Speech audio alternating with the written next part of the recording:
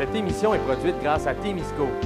Située à Notre-Dame-du-Nord, cette entreprise se spécialise dans la fabrication et le développement de semi-remorques de tout genre. Au fil des années, Témisco a su se démarquer de la concurrence en devenant une référence nord-américaine de premier plan dans la conception spécialisée et innovatrice de semi-remorques. La force de Témisco a toujours été de savoir s'adapter à un marché en mouvement constant. Témisco a choisi de travailler directement avec ses clients et d'être à l'écoute de leurs besoins. Ces dernières réalisations, équipements pour le transport de tours et de pales d'éoliennes, des fardiers conçus pour une charge de 70 tonnes jusqu'à 100 tonnes, des remorques à courroie conçues pour le transport de minerais, pierres, sable, asphalte et autres. Témisco adresse ses remerciements les plus sincères à tous ses collaborateurs. Merci à tous nos employés, merci à tous nos clients, merci à tous nos fournisseurs. Merci à tous ceux et celles qui, de près ou de loin, ont participé au succès de Témisco. Témisco, à la mesure de vos besoins. Cette semaine, à Infotémis, le hockey mineur à l'honneur à la classique hivernale du Témiscamingue, 4e édition du Festival des Jeux à la Bouquine, 2 Témiscamiennes lauréates de cégep en spectacle, tournoi intermédiaire de gigs, un événement indémodable, et bilan de fin de saison des Pirates de Ville-Marie.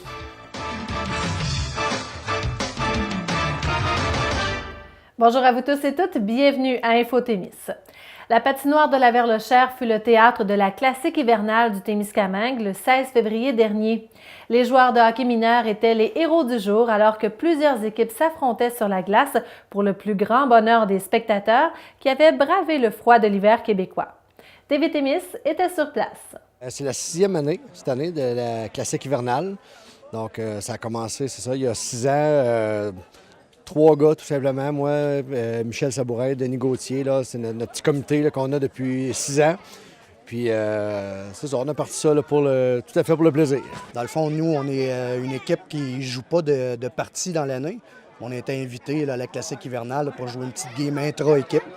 En même temps, ça amuse les enfants. Hein? C'était une première fois. Écoute, c'est vraiment une expérience qu'on n'est pas habitué de vivre. On est habitué de jouer dans des arénas, des places chauffées, des choses du genre. Mais de pouvoir faire jouer les petits joueurs dehors qui vivent l'expérience, je trouvais que c'était le temps d'essayer ça au moins une fois dans leur vie. Bien, cette année, c'est une de nos plus grosses éditions. On a 4 matchs à disputer aujourd'hui. On a des matchs de novice C, on a des matchs de novice A, on a un match de MAG aussi, donc la relève qui va être avec nous là, dans quelques minutes. Là. Ils ne jouent pas dans l'année, fait que quand on a les chances de jouer des petites games, là, même si c'est entre eux autres, là, sont excités d'embarquer sa patinoire et de jouer une petite partie. Là. Juste le fait de jouer au grand air de même, d'être devant une foule comme ça, animateur, la musique, c'est un peu comme s'ils jouaient dans un tournoi, mais c'est un petit match de saison régulier, mais ça rajoute un plus-value parce qu'on est dehors en plus, tout ce qui vient avec. Bien aimé ça. Pourquoi? C'est parce qu'on a bien joué. Ouais, parce qu'on est dehors puis on n'est pas en dedans. Première période, ils l'ont trouvé froide.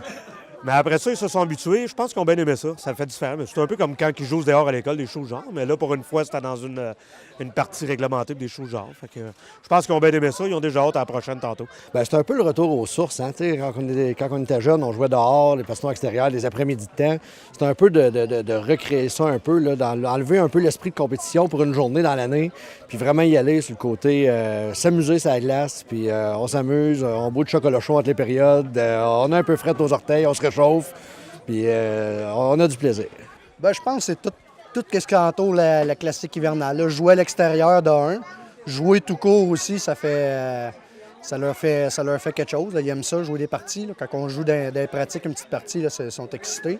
Fait que là, on en jouer une complète. Puis en plus, à l'extérieur, pendant la classique hivernale, là, c'est merveilleux. Là. Bien, c'est les équipes qui participent. Hein. Tout le succès vient de là. Alors, on lance l'invitation, puis les équipes, sans aucune hésitation, ils embarquent dans nos foleries, puis on essaie de faire un petit peu mieux à chaque année. On est rendu avec un tableau indicateur sur place, on a de la musique, de l'animation, donc on fait ça vraiment pour s'amuser. Les équipes embarquent avec nous autres, puis c'est eux autres qui font le succès de la classique, là, parce qu'une fois que le match est commencé, c'est eux autres qui font le spectacle. Bien, malheureusement, on a perdu 3-1. Mais c'est pas grave, les jeunes ont super bien joué. L'autre équipe, Bergeron Électronique, ont joué un très bon match aussi. Fait que je pense que les deux équipes ils ont apprécié leur expérience. J'aime patiner, puis faire des buts. Puis aussi se pratiquer. Bien, tu sais, quand tu commences avec les MAG 1, parce que tu suis MAG 2, il y a une belle progression. Puis c'est le fun à voir aller. C'est drôle au début. Là, ils ont de la misère à patiner, ça tombe partout. Puis Puis ça apprend vite. Puis c'est un petit peu l'esprit compétitif qui commence déjà. Puis ils veulent s'améliorer. Puis c'est plaisant à voir, là. C'est qui votre équipe de hockey préférée, les gars? La bibliothèque La Bouquine de Ville-Marie s'est transformée en véritable terrain de jeu le temps d'une journée, alors qu'elle organisait le Festival des Jeux le 16 février dernier. Un événement où tous les amateurs de jeux de société se donnent rendez-vous pour partager leur passion commune. Les plus mordus y jouent même jusqu'à très tard dans la nuit. Aujourd'hui, on est ouvert de 13h jusqu'à 2h du matin. Donc, les gens, nos abonnés, toute la population viennent ici à la bibliothèque.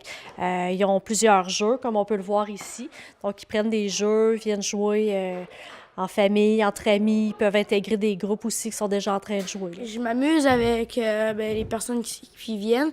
Puis des fois, j'aide Josiane là-bas à genre gérer et toutes ces choses-là. Là. Le Festival de jeux, on en est à sa 4e édition cette année. Bien, c'est l'interactivité, autant intergénérationnelle qu'entre amis. Il y a les mordus là, qui vont arriver après souper, là, puis eux autres, ils vont rester là, jusqu'à 2-3 heures du matin là, à jouer à des jeux. Donc, souvent, ce qu'ils font, ces personnes-là, c'est qu'ils vont apporter leur propre jeu. Ils profitent de l'événement pour avoir d'autres joueurs chevronnés avec eux autres.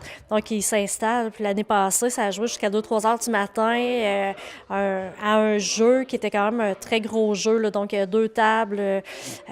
Ça s'étend. Là. C'est pas nos petits plateaux de Monopoly. Là. C'est vraiment un gros jeu. Donc, ça joue tard. Bien, je joue pas comme j'aimerais, mais ça joue dans n'importe quel style de jeu, là, autant les jeux d'ambiance que les jeux plus costauds, que les jeux familiales, avec la famille, les enfants. Et nous, on a quand même une bonne bibliothèque de jeux. Donc, c'est de mettre les jeux à la disposition de nos abonnés. Puis ensuite, on essaie de faire connaître le Festival des jeux au plus de gens possible pour que tout le monde puisse en profiter. C'est cool quand on joue avec plusieurs personnes.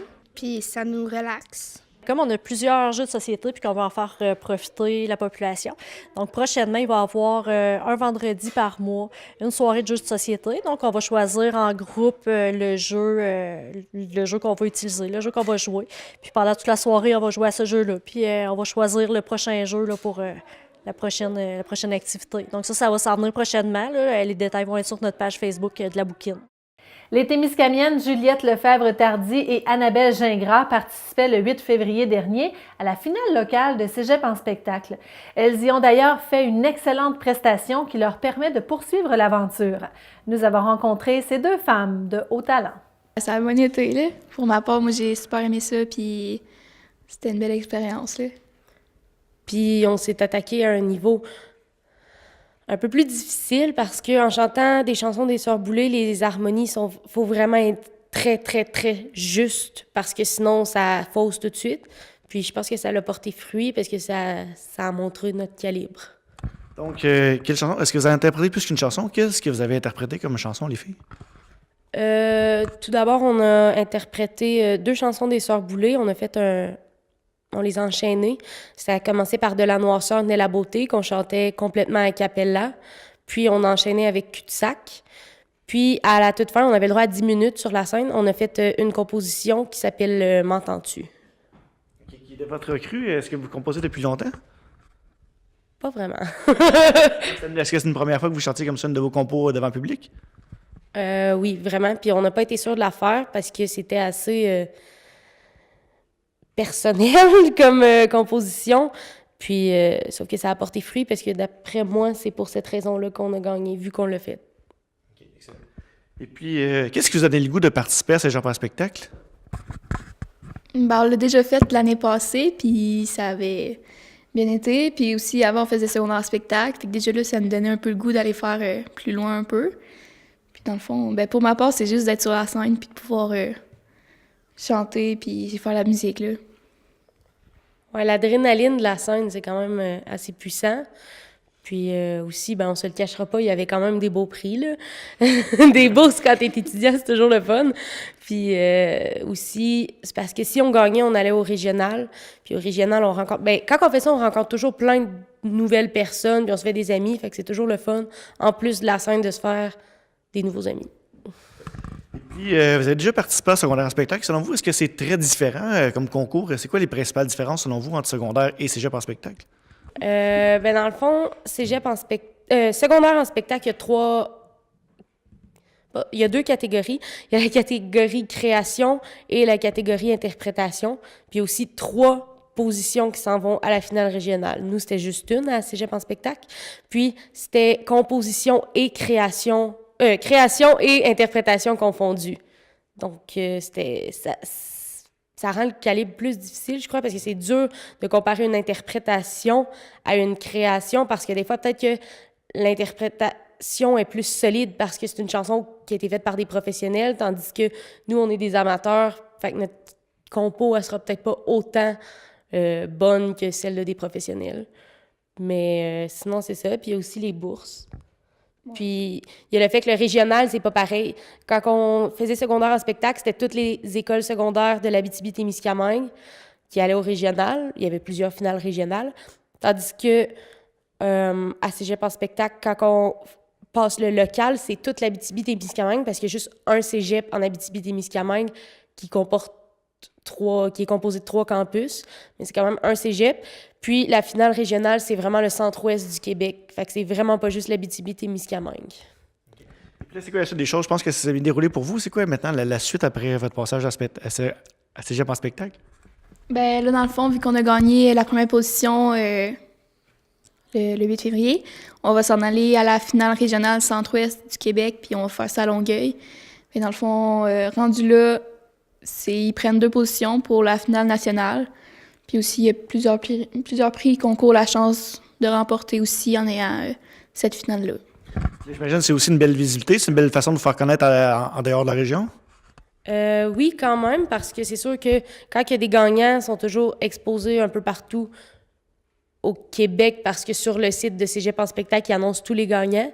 Puis il y a surtout que si on gagne la finale nationale, pas la finale nationale, la finale régionale, puis qu'on a accès à la finale nationale, les prix sont vraiment quelque chose. Tu es sûr de gagner une fois que tu es à la finale nationale, au moins un prix.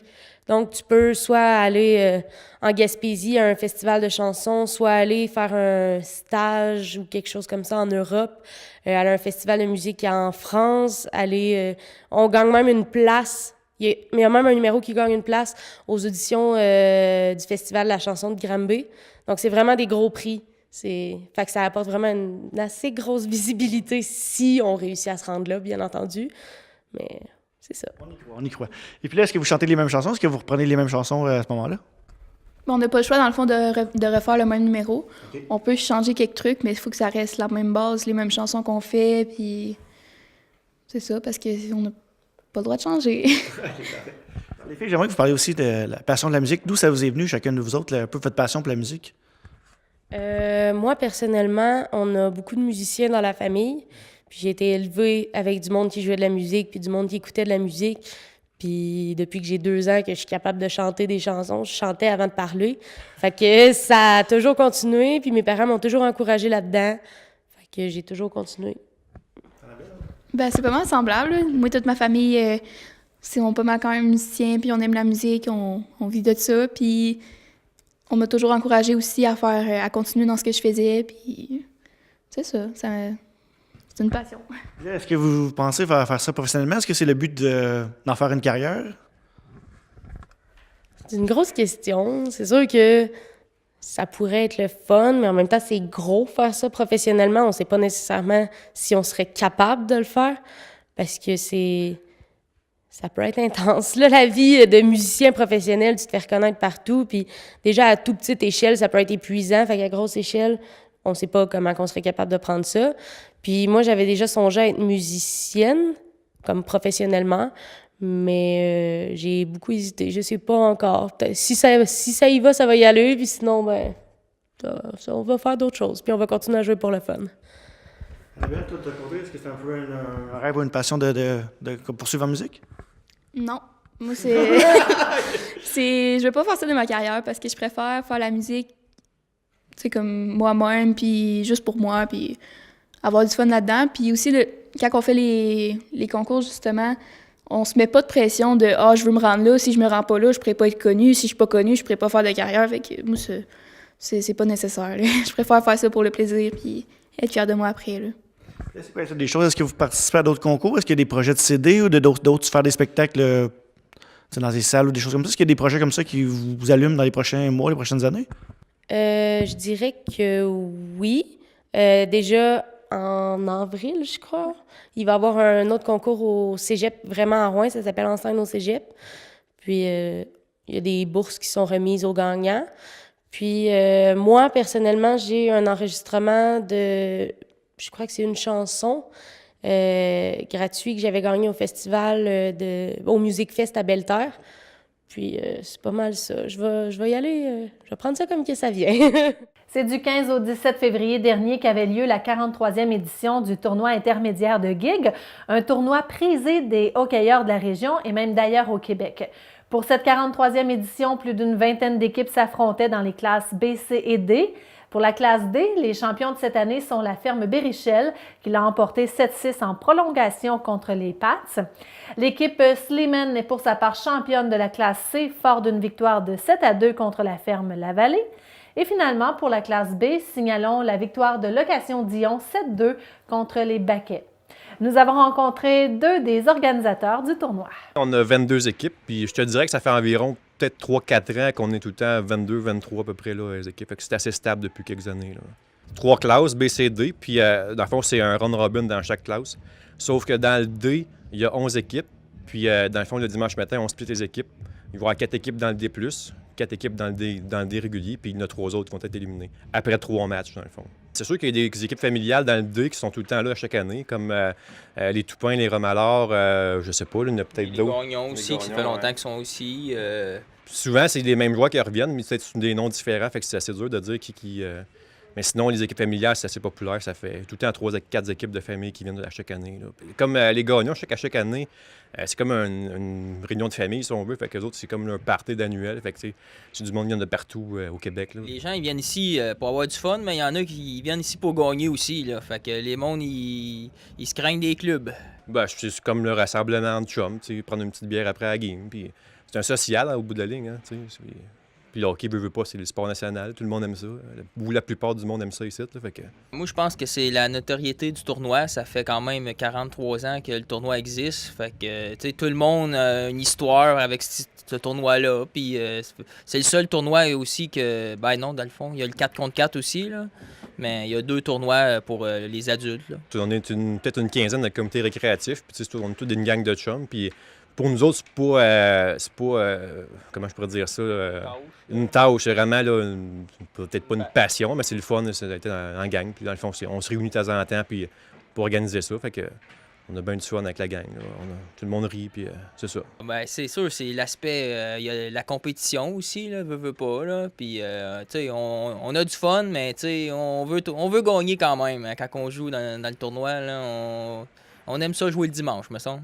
La saison régulière 2018-19 des Pirates de Ville-Marie s'est terminée le 15 février dernier par une victoire de 5-3 contre les Titans à Témiscamingue.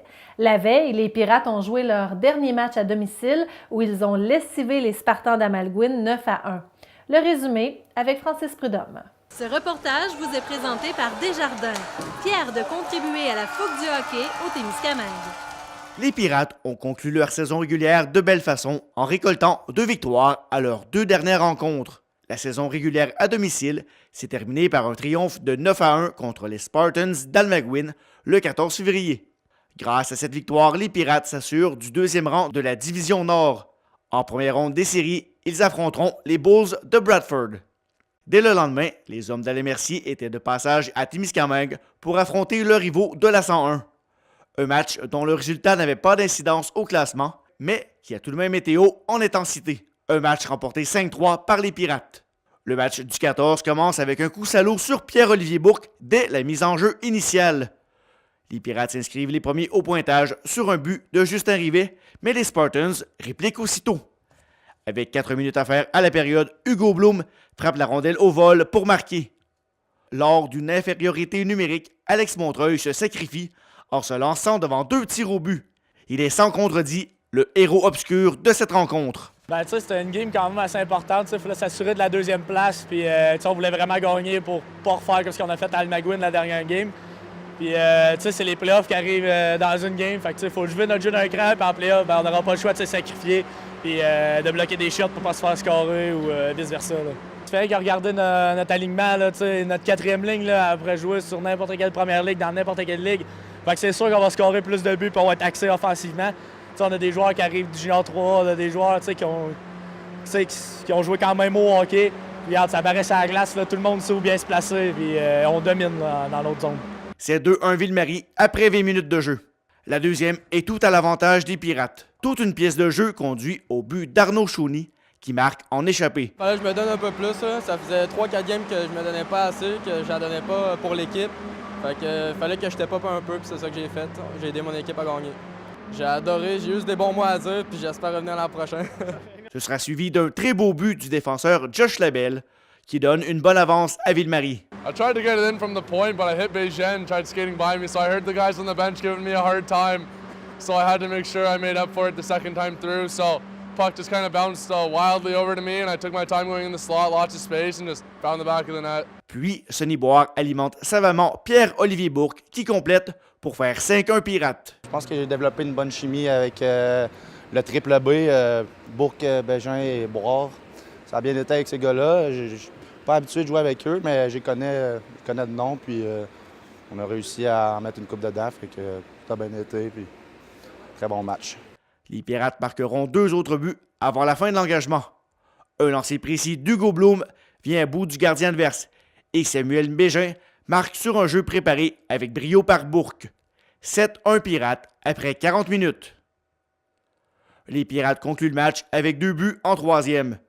Un superbe but en échappé du capitaine Nicolas Belrose et Sonny Boire cloue le cercueil des Spartans avec un 9e but pour Ville-Marie qui offre une belle victoire à ses partisans pour conclure la saison à domicile. Honnêtement, je vais être bien sérieux, j'ai trouvé ça incroyable.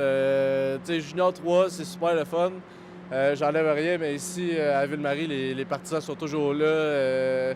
Écoute, on a tout le temps un support. Même quand on va juste sur la route, des fois, c'est un peu plus difficile. On n'a pas tout le monde de notre côté, mais j'adore ça. Le style de jeu, j'aime ça. Ça travaille fort, puis il y a beaucoup de buts qui se marquent, fait que j'aime bien ça. Vu de l'estrade, honnêtement, c'était une super belle game. On avait, mettons, 5 gars qui n'étaient pas là à cause des suspensions où il y en a qui travaillaient. Mais j'ai super apprécié ça. Le bas aussi était short staff parce que dans la game, on a joué contre eux puis eux autres aussi se sont fait sortir. Mais c'était vraiment le fun. La game s'est bien passée puis offensivement, c'est les Pirates. On score des buts. Peu importe si, même si des gars qui scorent des buts souvent ne sont pas dans le line-up, tout le monde peut scorer. Là. Quant à elle, la saison régulière 2018-2019 des Pirates s'est terminée à Témiscamingue avec une victoire de 5-3 contre les Titans. Une saison couronnée de succès pour les Pirates. Maintenant, place aux séries éliminatoires. On est une belle gang. Moi j'étais arrivé, au début, je m'attendais pas à ça. Je me disais, j'arrive d'un nouveau club, il va peut-être avoir une petite adaptation. Même pas. Les gars sont smart. Moi, c'est ça que j'aime d'ici. Tout le monde est super gentil. Puis, on s'est bien ajouté, moi et Carl-Étienne, quand on est arrivé. Puis, là, on est tous soudés. Qu'est-ce que j'aime, c'est que il n'y a pas de petites cliques qui se forment. C'est vraiment toute l'équipe est ensemble. Puis, all the way, on y va jusqu'à la fin. Moi, c'est la Russell Cup. Là. Honnêtement, c'est rien d'autre. On va avoir un long parcours puis on va se donner à 100% pour ramener ça ici. Les partisans le méritent, ils font du bruit, ils sont contents quand on compte des buts, ils sont contents quand on gagne, fait qu'on va leur remettre ça, je pense. Un reportage de Francis Prudhomme pour TV Témis. Desjardins est fier de vous avoir présenté ce reportage des Pirates de Ville-Marie. Desjardins, là pour contribuer au mieux-être des individus et des collectivités. Les Pirates de Ville-Marie ont disputé leur dernier match local le 14 février dernier, une saison où les Pirates ont connu beaucoup de succès. Au final, les Pirates concluent la campagne avec une fiche de 31 victoires en 42 parties, bon pour le 2e rang de la Division Nord. Parmi les faits saillants de la saison, signalons la série victorieuse de 14 matchs consécutifs en début de saison et la présentation du match des Étoiles à Ville-Marie qui a aussi été un immense succès. Retour sur la saison 2018-19 avec le président de l'équipe, Darcy Brien. Très, très belle saison, tu as raison. On l'a commencé en force. On a eu un petit creux de vague, puis je suis content qu'on l'ait eu avant Noël, au moment où on l'a eu, parce que c'est pas dans le dernier bout de roi avant les séries que ça le prend. On s'est relevé de ça, on est reparti en force, puis c'est ça qui fait qu'on est en 2e position, avec une bonne 2e position. Là. Et là, on se dirige tout droit vers les séries éliminatoires. Quels sont les objectifs? J'imagine qu'on vise rien de moins que la Coupe. Ben, c'est sûr, la Coupe, c'est l'objectif ultime. Mais il faut prendre ça série par série. La première série, on dit qu'elle va être facile. On s'attend qu'elle soit facile, mais elle ne sera jamais facile. Il faut toutes les gagner. On aimerait ça régler ça en 2 matchs. Comme ça nous permettrait de se reposer parce qu'on a juste 5 jours pour jouer 3 matchs, excuse-moi. Fait que c'est rapide et puis tout peut arriver là, parce que tu n'échappes une, puis oups, ça va vite, là. Et parle-nous d'assistance cette année ici à Ville-Marie. Encore une fois, on a vu les estrades pleines à presque tous les matchs. Est-ce qu'en termes d'assistance, ça ressemble pas mal à l'an passé? Bien, c'est un peu semblable à l'an passé. Peut-être un petit peu moins à cause qu'on diffuse en direct et puis que la qualité est excellente. Mais c'est assez similaire à l'an passé, là. Puis là, par nous, vous avez fait beaucoup d'acquisitions cette année. Est-ce qu'il y a un joueur que vous êtes vraiment fier d'avoir réussi à avoir les services? Ben moi, je te dirais là, que j'avais hâte, mais très hâte d'avoir des défenseurs de haut niveau, là. Et puis, je te dirais Sainte-Fleur, je suis très heureux. Labelle, très heureux. Lévesque, très heureux. Fait que je suis heureux depuis qu'on a des bons défenseurs. Ça fait du bien, justement. Ça ajoute un peu à la qualité de jeu, justement, des bons défenseurs qui sont capables de bien relancer le jeu comme ça. Oui, bien, c'est ça. Ça l'aide à relancer le jeu, puis ça l'aide à stabiliser quand on mène de 1 ou 2 buts, on peut jouer un peu plus la trappe. Puis là, on est capable de maintenir notre avance et puis faire des sorties zones moins dangereuses. Et puis, c'est beaucoup plus rassurant, moins énervant pour les propriétaires et les entraîneurs. Et puis aussi, on a quand même aussi fait les choses en grâce cette année. On a accueilli le match des étoiles à JMHL ici à Ville-Marie. Une belle première aussi, d'être très fier de ça aussi. Ah oui, le match des étoiles, c'était le plus beau que le GMHL a jamais vu. C'était une réussite d'un bout à l'autre. Les joueurs, il y avait beaucoup de monde dans l'aréna. Ça fait que les joueurs avaient un spectacle à donner, ils l'ont donné. Et puis, même tout le monde était épaté. Même la dernière partie, là, les pros, là, c'était un calibre de jeu incroyable. C'était l'image que le GMHL veut projeter d'elle-même. Puis, on est fiers que ce soit à Ville-Marie, puis que ce soit à cause de nous qu'il y ait cette image-là. Une partie du toit de la maternité porcine à Béarn s'est affaissée le week-end dernier. C'est la section de la gestation en groupe où les truies sont en liberté qui s'est effondrée. Selon Richard Vigneault du service des communications corporatives d'Olimel, aucun employé n'a été blessé. Des truies et porcelets ont été transportés vers les autres maternités porcines du Témiscamingue et les bâtiments de quarantaine. Les toits des installations situées à Saint-Eugène-de-Guigues, Fugerville et Lorrainville ont été inspectés et des ouvriers ont procédé à leur déneigement en prévention. On ignore toujours le nombre de bêtes qui ont été affectées par l'effondrement. La cause de l'effondrement n'a pas non plus été confirmée, mais l'entreprise estime que le poids de la neige a certainement un rôle à jouer. La maternité porcine de Béarn a été construite il y a 2 ans. Autre effondrement, cette fois-ci du côté de l'aréna de Témiscamingue First Nation. Une partie du toit de l'aréna de cette communauté s'est effondrée dans la nuit de dimanche à lundi. Un incendie s'est ensuite déclaré dans la structure, tel que décrit par la journaliste Lise Millette de ici Radio-Canada. Après l'effondrement, Hydro-Québec s'était rendu dans la matinée vers 10h30 pour couper le courant en guise de prévention d'un incendie, mais à 13h15, le feu s'est tout de même déclaré. La structure, dont la construction est récente, a cédé sous le poids de la neige. Le secteur a été restreint à la circulation. Heureusement, personne n'a été blessé. Les dommages, par contre, sont tout de même très importants. Plusieurs phases avaient été nécessaires pour la réalisation de cette aréna, dont les derniers dévoilements avaient eu lieu en décembre 2018. Les investissements pour cette aréna ont atteint près de 6 millions de dollars et selon des responsables consultés sur place, il semble que l'immeuble est une perte totale. Cet effondrement s'ajoute à plusieurs autres au Témiscamingue et en Abitibi. Les importantes précipitations ont déjà fait tomber plusieurs structures au cours des derniers jours. Plusieurs experts d'ailleurs recommandent aux propriétaires d'entreprises et à la population en général de déneiger les toits de leurs immeubles et maisons. Nous vous invitons de notre côté à visiter le site Internet de la Régie du bâtiment ou encore celui de la CNESST qui propose des conseils afin de déneiger sécuritairement vos toitures. Le conseil municipal de Moffett a adopté une résolution le 12 février dernier pour déposer une offre d'achat du bâtiment de l'ancienne épicerie fermée en 2017. Un marché public permanent pourrait à présent y prendre place. C'est ce que nous apprend la journaliste Lucie Charret sur le site Internet du Citoyen. Ainsi, la municipalité deviendrait propriétaire du bâtiment et le louerait à un promoteur qui s'occuperait de la station-service et d'une forme de commerce offrant les produits de base. Dans ce commerce, un volet marché public octroierait une place de choix aux produits régionaux tout au long de l'année. Cette implication de la municipalité de 187 habitants dans l'éventuel achat de l'ancien marché général s'appuie sur diverses motivations, soit la responsabilité de la municipalité d'offrir une qualité de vie à ses citoyens, l'offre en villégiature et tourisme, l'appui aux petits producteurs du territoire, le besoin de produits frais pour la population et le souhait de ne pas laisser de telles infrastructures à l'abandon dans le village. Toujours selon les informations de Lucie Charret, le projet de reconstruction des ponts du Grassinaro annoncé l'automne dernier chemine bien. Tout juste avant Noël, l'étude de faisabilité a été déposée. La municipalité de Moffett, Long Point First Nation et Rayam à Béarn en font présentement l'analyse. La conférence des préfets de l'Abitibi-Témiscamingue et l'administration régionale Bay James réclament la tenue d'un sommet sur le transport collectif régional. Tel que décrit par le journaliste Thomas Deshaies de ici Radio-Canada, les élus de ces deux territoires affirment être confrontés à des problématiques similaires et croient que l'État doit agir. La présidente de la conférence des préfets de l'Abitibi-Témiscamingue, Mme Claire Bolduc, estime que le gouvernement devra revoir à la hausse ses investissements pour le transport collectif régional car il y a des besoins immenses et les solutions peuvent être multiples. Les enjeux financiers qui touchent les différents transporteurs ont régulièrement fait les manchettes dans les dernières années. Des entrepreneurs ainsi que des élus ont fréquemment déploré que le Québec n'octroie qu'une aide financière d'urgence sur une courte période de temps.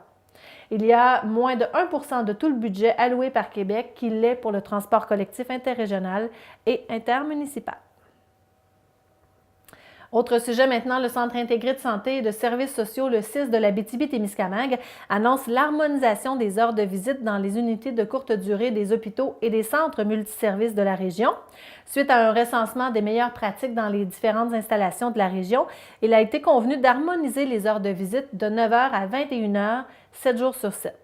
En cohérence avec la vision de l'établissement de faciliter l'expérience usagée avec les bonnes pratiques organisationnelles, le conseil d'administration a appuyé cette démarche et reconnaît que l'hospitalisation pour un usager est un événement majeur et que la présence de visiteurs aide à rendre le séjour plus agréable.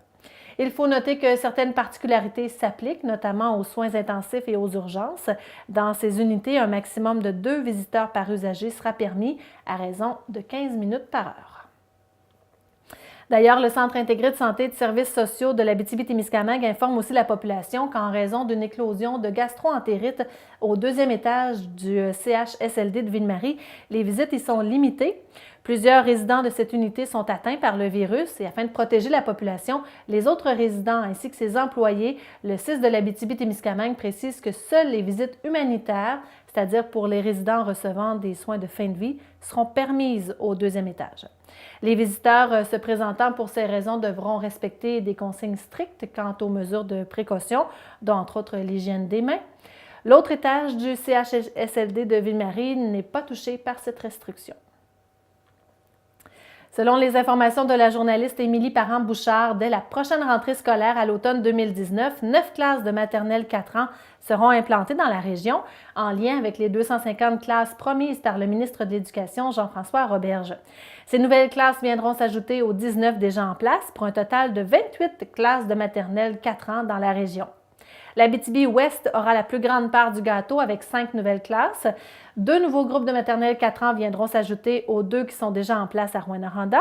Les commissions scolaires Aricana et l'Ordre et des Bois ajouteront quant à elles une classe sur leur territoire pour un total de 6 classes de maternelle 4 ans. Et notez qu'aucune nouvelle classe ne sera implantée au Témiscamingue qui en compte déjà 3, c'est-à-dire Béarn-Fabre, Guérin et La Tulipe. Par voie de communiqué, la députée solidaire de Rouyn-Noranda-Témiscamingue, Émilise Lessard-Terrien, demande au ministre de la Famille, Mathieu Lacombe, d'aller de l'avant avec les projets de création de 13 000 nouvelles places en CPE qui dormiraient sur les tablettes du ministère de la Famille, notamment pour répondre à l'importante pénurie de places en garderie observée en Abitibi-Témiscamingue.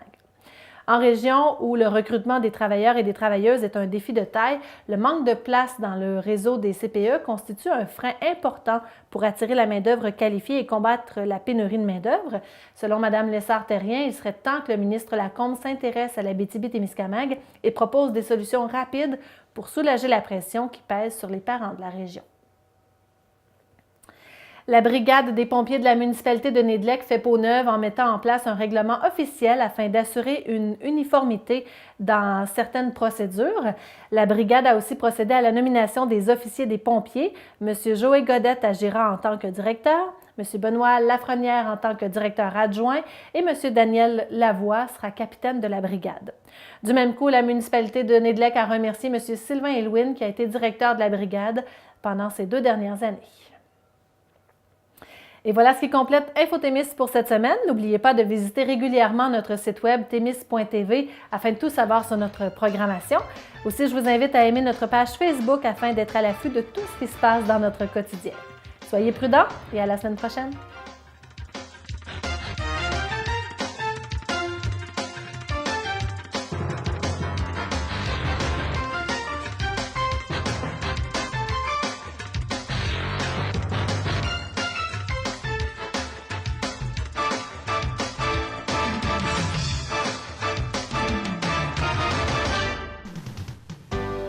Cette émission est produite grâce à Témisco.